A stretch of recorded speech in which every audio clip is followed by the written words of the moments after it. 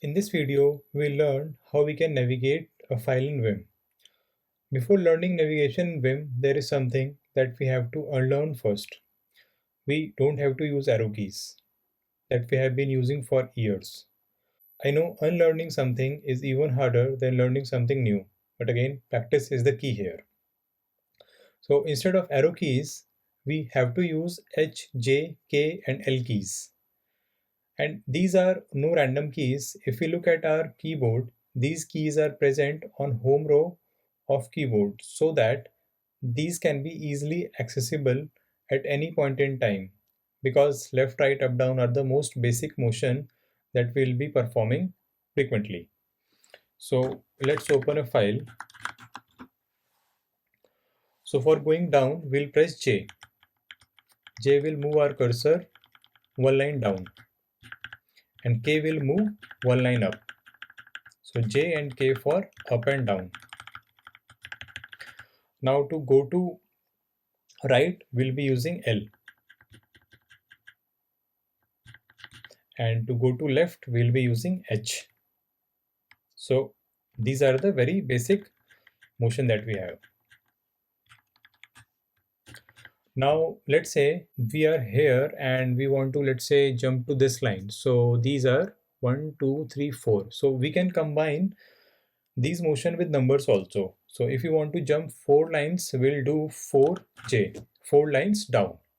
Similarly for above also, if you want to go to, let's say, this line, so 1, 2, 3, 4, 5, 6, 7, 7K. Similarly for left and right also we can combine. So let's say I do 7H, 7 characters towards left. Let's say I do 10L, 10 characters towards right. So with most of the Vim commands, we can associate those with numbers also to repeat the effect. So we saw that we can jump multiple lines, but we have to count the number of lines, which is not very helpful. So there is setting that we can do. So we can set numbers in the file. Now we have absolute numbers here.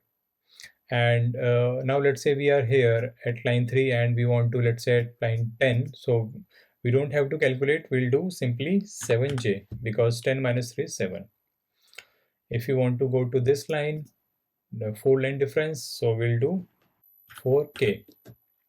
So similarly, now we have line numbers, we can do the subtraction and jump.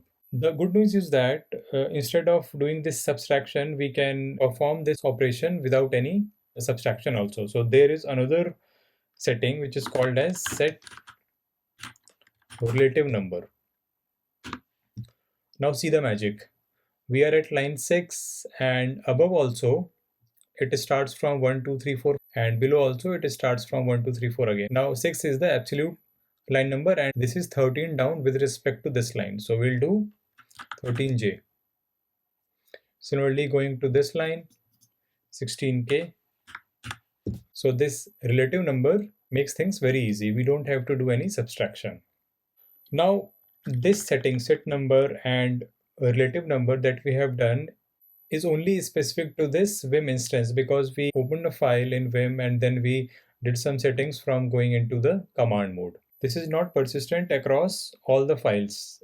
Or if you open the same file again, if we quit from here and open this file again, we don't have these settings. That's because that was local to that Vim instance.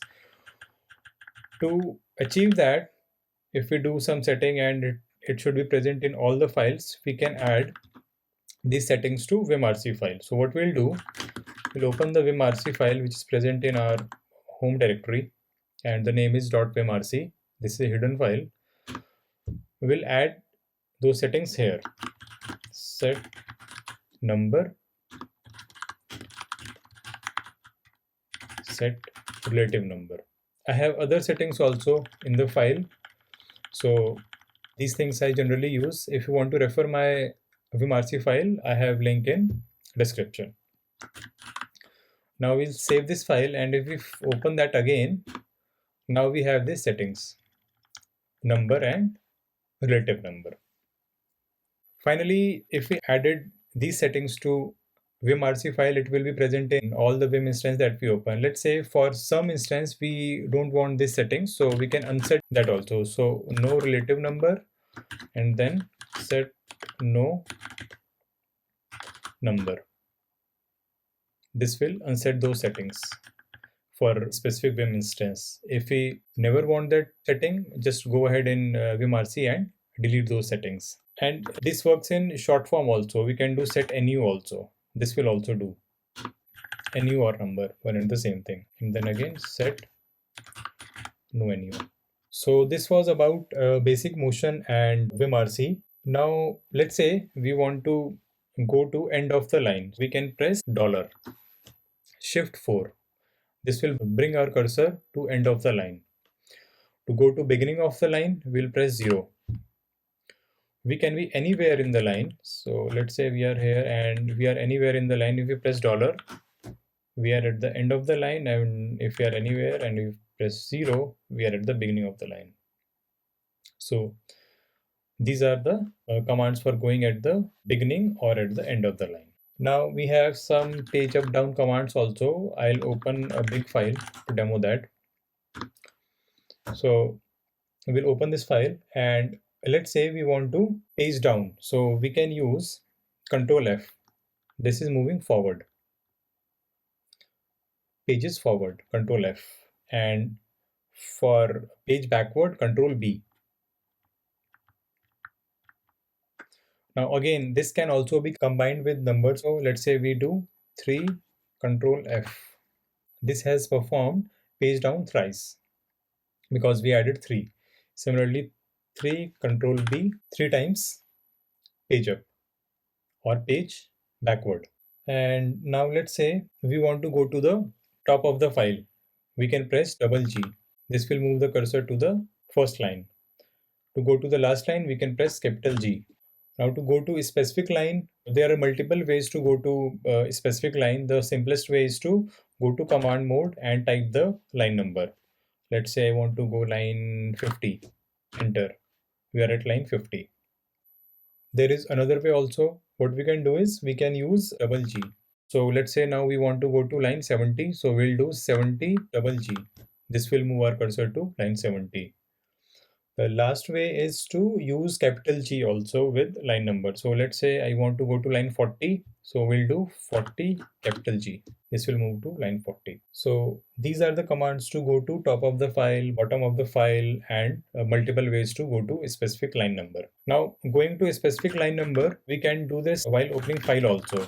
So let's say if I open this file and do line 55. If we add anything after plus while opening a file, this is treated as a command and this gets executed. So here I'm saying is open quicksort.c in Vim and go to line 55. So we are at line 55. If we don't specify any line number, if we do only plus, this will go to the last line. So here we are at the last line. Now there are other things also. We can use percentage sign to move within brackets. Let's say I am here and if we press percentage sign shift 5, we'll be jumping through end of the brackets. It can be any bracket. Let's say this is curly bracket. I want to go to the end of the function or beginning of the function. We can do that very easily using percentage sign. Now this works with comment also. Here we have a comment block. We can do shift 5. This will jump at the beginning and the end of the comment. Then it works with the round bracket also. Let's say I create a round bracket and then it will work. Same thing will work with the square bracket also. Let's say I have some content here and then do this. So very easy to navigate within brackets. So that's it for this video. We learned about basic navigation in Vim. There are more navigation commands. We'll see when we'll cover text blocks and some other things. So see you in the next one.